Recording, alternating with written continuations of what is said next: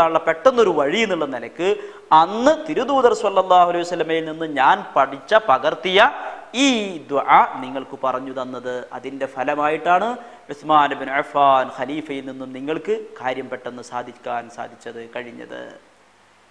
ഈ സംഭവം ഇതിലെന്തെല്ലാമുണ്ട്?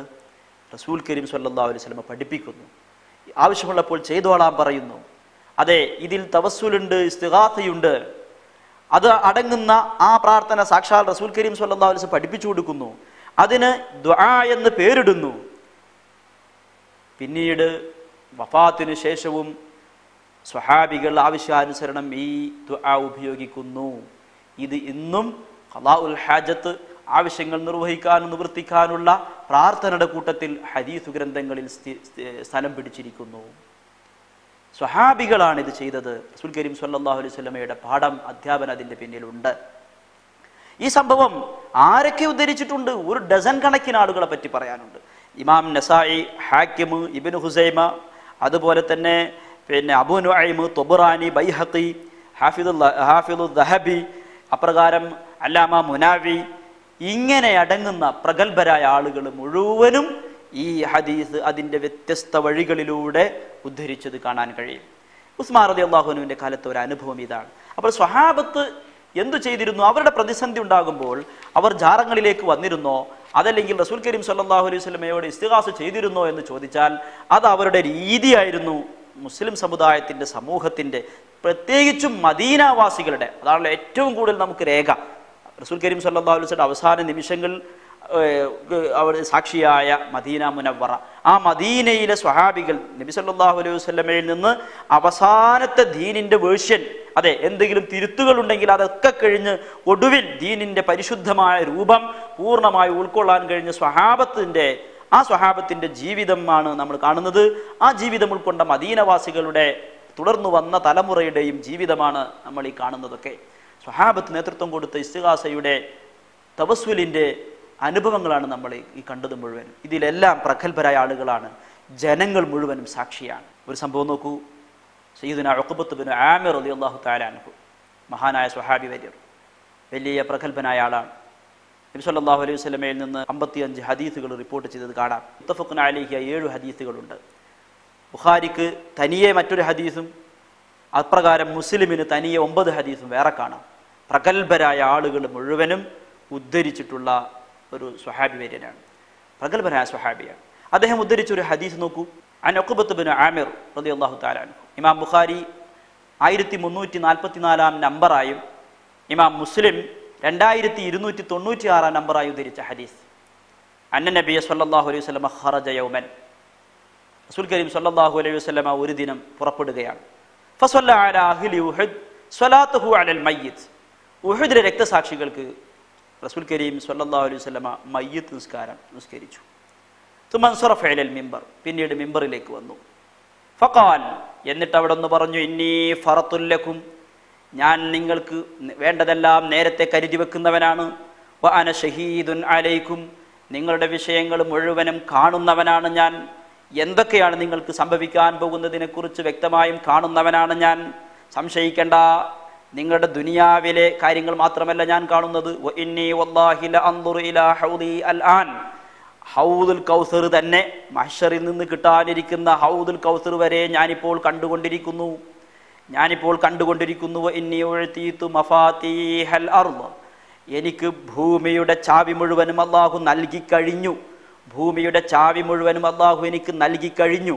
വ ഇന്നി വല്ലാഹി മാ ഖാഫു അലൈക്കും അൻ തുശ്രികൂ ബഅദീ, അല്ലാഹുവാണ് തിരുദൂതർ സ്വല്ലല്ലാഹു അലൈഹി വസല്ലം പറയുന്നത് കേട്ടോളൂ, നിങ്ങൾ എനിക്കു ശേഷം, ഞാൻ പോയതിനു ശേഷം നിങ്ങൾ ശിർക്കിൽ അപതിക്കുമെന്ന്, നിങ്ങളെല്ലാവരും ശിർക്ക് ചെയ്യുമെന്ന് ഞാൻ ഒരിക്കലും ഭയക്കുന്നില്ല.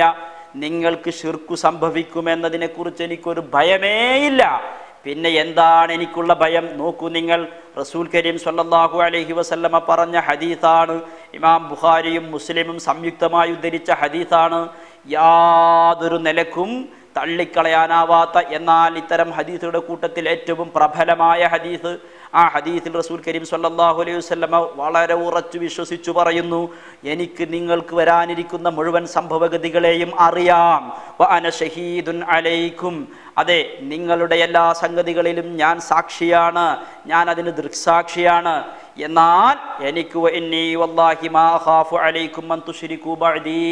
എനിക്ക് ശേഷം നിങ്ങൾ ശിർക്ക് ചെയ്യുമെന്ന ഭയം എനിക്കില്ല. എനിക്ക് നിങ്ങൾ ശിർക്ക് ചെയ്യുമെന്ന ഭയമേ ഇല്ല. പിന്നെ എന്തേ ഭയമുള്ളൂ? വലാകിന്ന ഖാഫു അലൈക്കും അൻ തതനാഫസു ബിഹാ, നിങ്ങൾക്ക് ലഭിക്കാനിരിക്കുന്ന ഭൂമിയിലെ സൗകര്യങ്ങളും ആധിപത്യവും ഭരണവും അങ്ങനെ കിട്ടുന്ന ഭൗതിക വിഭവങ്ങളും അവിടെ നിങ്ങൾ ഒരു പക്ഷേ മത്സരബുദ്ധിയോടുകൂടെ അതിനുവേണ്ടി പോരടിക്കുകയും നശിക്കുകയും ചെയ്തേക്കാം. അതേക്കുറിച്ച് എനിക്ക് ഭയമുണ്ടെന്നല്ലാതെ നിങ്ങൾ ശിർക്കിലേക്ക് പോകുമെന്ന ഭയമേ ഇല്ല എന്ന റസൂൽ കരീം സ്വല്ലല്ലാഹു അലൈഹി വസല്ലം ഏറ്റവും ഒടുവിലായി നടത്തിയ തൻ്റെ മെമ്പർ പ്രഭാഷണത്തിന് സാക്ഷിയായ ഉഖബത്ത് ബിൻ ആമിർ റളിയല്ലാഹു തആല അൻഹു. എന്താണ് ഉഖബത്ത് ബിൻ ആമിർ ഇതിൽ നിന്ന് കേൾക്കുന്നത്, കാണുന്നത്? നിങ്ങൾ ഒരിക്കലും ശിർക്കിലാപതിക്കുമെന്നതിനെ കുറിച്ച് എനിക്ക് ഭയമേ ഇല്ല. പിന്നെയോ എനിക്ക് ഭൂമി മുഴുവനും കീഴ്പ്പെടുത്തി തരികയാണ് അല്ലാഹു. അതേ മറ്റൊരു ഹദീസിൽ കാണാം, ഇബ്നു ഖുസൈമ ഉദ്ധരിച്ചു, സൗബാനിൽ നിന്നും ഉദ്ധരിച്ച ഹദീസ് കാണാം, ഇന്നല്ലാഹ സവാലി അൽ അർള്, എനിക്ക് ഭൂമി മുഴുവനും അല്ലാഹു കീഴ്പ്പെടുത്തി തന്നിരിക്കുന്നു.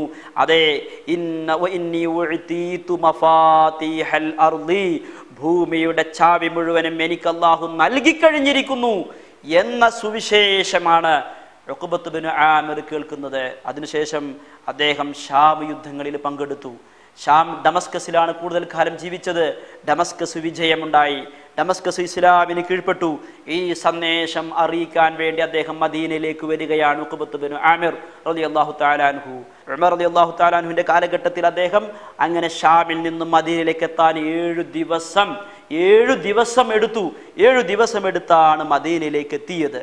എന്നാൽ വിവരമൊക്കെ അറിയിച്ച്, സന്തോഷ വാർത്ത അറിയിച്ചതിന് ശേഷം അദ്ദേഹം തിരിച്ചു പോകാൻ ഒരുങ്ങുകയാണ്.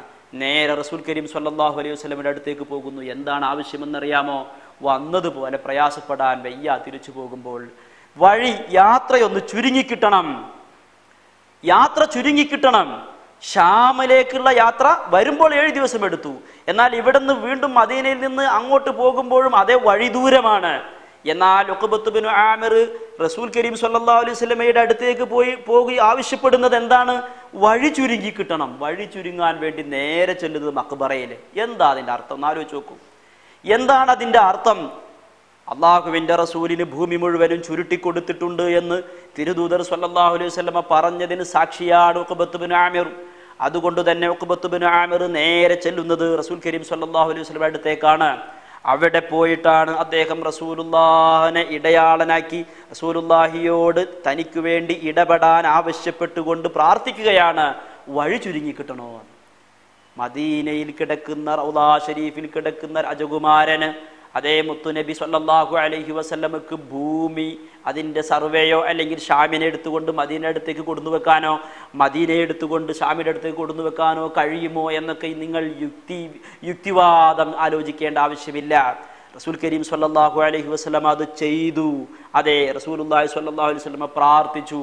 കാരണം ഉഖബത്ത് ബിൻ ആമിർ റളിയല്ലാഹു അൻഹുവിന് അറിയാം, എനിക്ക് വേണ്ടി അള്ളാഹുവിനോട് ഇടപെടണേ എന്ന് നബിയോട് ആവശ്യപ്പെടുന്നതും ശിർക്കല്ലെന്നും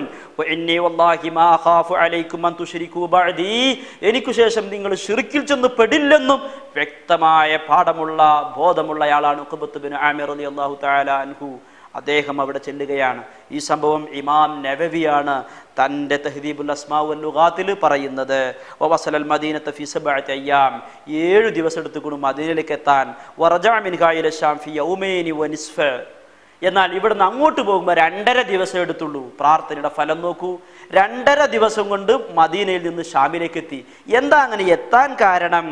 ബിദുആഇഹി ഇൻദ ഖബരി റസൂലില്ലാഹി സ്വല്ലല്ലാഹു അലൈഹി വസല്ലം, റസൂലുള്ളാഹി സ്വല്ലല്ലാഹു അലൈഹി വസല്ലമയുടെ ഖബറിനടുത്ത് വന്ന് അദ്ദേഹം ദുആ ചെയ്തതിൻ്റെ ഫലമായി വതശഫുഇഹി ബിഹി ഫീ തഖരീബി ത്വരീഖിഹി, വഴി കുറച്ചു തരാൻ വേണ്ടി അല്ലാഹുവിനോട് പ്രാർത്ഥിക്കണമെന്ന് നബിയോട് ആവശ്യപ്പെട്ടതിൻ്റെ ഫലമായി.